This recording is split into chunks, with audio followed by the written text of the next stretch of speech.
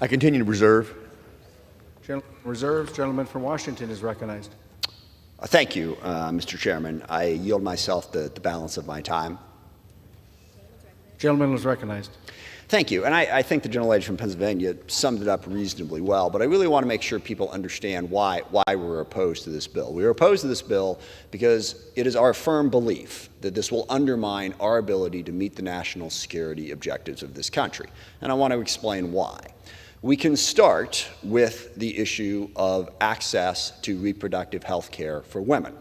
Because of the Dobbs decision, there are many states now across this country where you cannot get access to that care.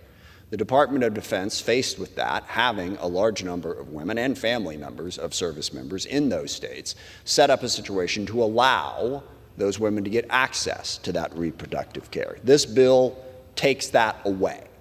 So if you are a woman concerned about your ability to get an abortion, first of all, or concerned about if you're a service member who has a family member who might be concerned about that, you are going to be less likely to join the military. And I really do want to emphasize one point that came up during this. And I understand a lot of people oppose abortion. They want to ban it outright, and that's why they feel this way. But do understand the negative impact that will have on a lot of women's willingness to join the military. And it goes beyond abortion, as we have sadly seen. And the worst case of this is a woman who miscarriages midway through her pregnancy cannot get treated for that. There was one particular case that was cited during the debate of a woman who wound up in the emergency room fighting for her life because of an infection because she could not get that care. So if you are a woman, or if you are a man who is considering, well, what about my spouse? What about my children? You will be less likely to join the military knowing that you have that challenge. So we are going to have fewer qualified people willing to join the military because of what was passed. That will not make our military stronger. We have also now said, the debate seems to imply, that trans people don't exist, so they are not welcome in the military either. Now, I am not a doctor and therefore don't want to presume what treatment someone should have who is in a transgender situation, but what this bill says is, nope, we're not even going to consider it. So again, if you are a trans person, you're going to be less likely to join the military. Or if you're just someone who thinks, well, what if I have a child who's a trans person? The military is not going to accept them. So now you can take trans people off the table. They're not going to join the military either.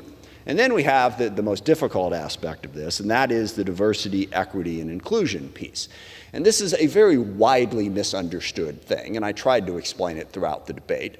We, believe it or not, have a history of discrimination in this country. We have a history of bigotry. You can go through slavery and Jim Crow and the Ku Klux Klan and a whole bunch of different things.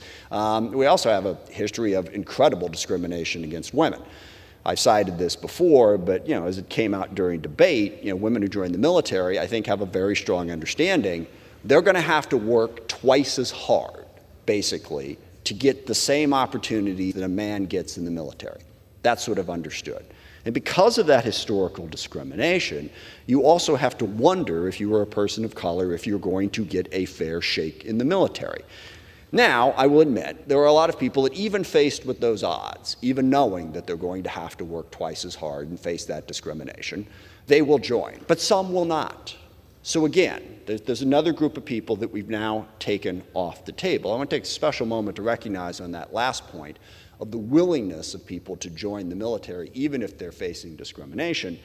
Where I live, in the Seattle Bellevue area, we have a lot of Nisei veterans and family of Nisei veterans. And it's a particularly compelling story. These are Japanese Americans who fought and died, in many cases, for our country during World War II, while their family members were unfairly incarcerated back home. So I know that there are people who will step up and take on that challenge anyway, but there will be fewer of them. So basically, you've got this huge group of people now that are going to be less likely to join the military because of what this bill does. And now I will, I think, slightly paraphrase a line from A Few Good Men. Basically, all this bill does is weakens our country. It weakens our ability to respect all of the people who should be allowed to serve, not just to serve, but to serve with an equal chance at advancement. Whether you're talking about women, whether you're talking about trans people, whether you're talking about people of color, this bill says that we're going to make it more difficult for you to get a fair shake in the military. And I do understand the DEI argument. But let me just say two things about that as I bring this to a close. First of all, there were a lot of very disturbing arguments made.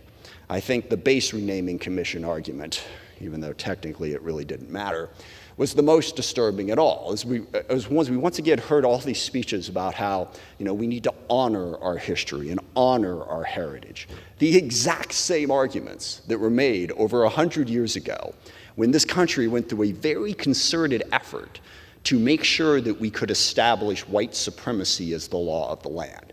The very same arguments that erected these monuments and named these bases and gave us the Ku Klux Klan and Jim Crow were made on the floor of this House. Now, it's shocking that those arguments were made. It is appalling that those arguments carried the day and actually won on all of these amendments and found themselves inserted in the bill. So all of that is very concerning. I do understand that there is a different set of arguments, and a very respectable set of arguments, that says that the way we are attempting to address the historical discrimination in this country is problematic. And that is primarily critical race theory. And there are certainly some in this country who have a view of this, that our country is nothing but racist. And that basically, and we've heard, I think Mike Waltz actually read this out in committee, and it's very accurate. There are some who believe that all white people are racists, that if you're a white person, you are by definition an oppressor, and you need to think about that. I've seen that. I've witnessed that. It's wrong, okay? In my opinion, it is not the correct way to approach that. So how should we handle that? Well, the way we have chosen to handle that is to get rid of diversity, equity, and inclusion completely and totally. And that's the problem. If you wanted to say, we're not going to do that part of it, fine, but that's not what we did. And to the argument of, well, gee, all that does is that makes it fair. We shouldn't consider race. We shouldn't consider any of these things in determining excellence. The problem is, for 400 years, we did. And now, at the end of that, after all of the advantages that one particular group of people got, we're going to say it's going to be... I apologize. I urge opposition to this bill, though I do thank the people for the process that was put in place. Thank you. Gentleman from Alabama is recognized.